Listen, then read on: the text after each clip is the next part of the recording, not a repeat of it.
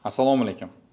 So'nggi kunlarda mamlakatimizda harorat inversiyasi bilan bog'liq noqulay meteorologik sharoitlar oqibatida havo sifatining pasayishi kuzatilmoqda. Ushbu hodisa kunduzgi va kechki havo haroratini ayrim hollarda 14 gradusgacha keskin farq qilishi, tuman tushishi, shamol tezligining pasayishi natijasida ifloslantiruvchi moddalarning atmosfera havosida tarqalishini qiyinlashtirmoqda. Shuni ma'lum qilmoqchimanki, maxsus komissiya o'z faoliyatini to'xtatgani yo'q.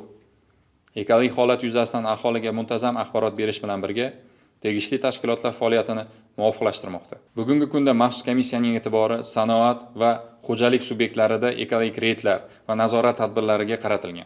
Noqulay ob-havo sharoitida atmosfera havosiga antropogen, ya'ni insoniy faoliyatning yuklamasini kamaytirish uchun korxonalarning quvvatlari cheklanmoqda va ayrimlari faoliyati to'xtatilmoqda.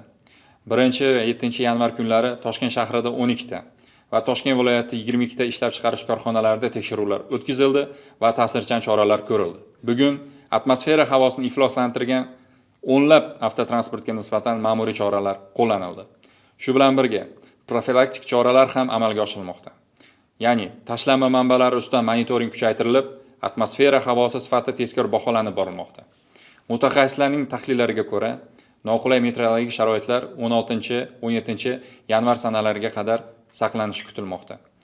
Antisiklon kelishi natijasida yog'ingarchilik yog'ishi va shamol tezligi oshishi bilan atmosfera havosi sifati normallanishi kutilmoqda.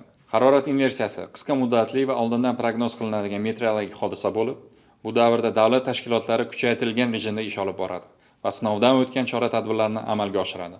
Maxsus komissiya tomonidan ekologik reydlar va monitoring tadbirlari inversiya yakunlagach ham davom ettiriladi. Ko'rilayotgan barcha choralar yuzaga kelgan xavflarni minimallashtirish hamda aholining ekologik xavfsizligini ta'minlashga qaratilgan. Shuni ham aytib o'tish joizki, choralar ilmiy asoslangan tavsiyalarga qat'iy rioya qilgan holda amalga oshirilmoqda. Vaziyat 24/7 rejimda kuzatib borilmoqda.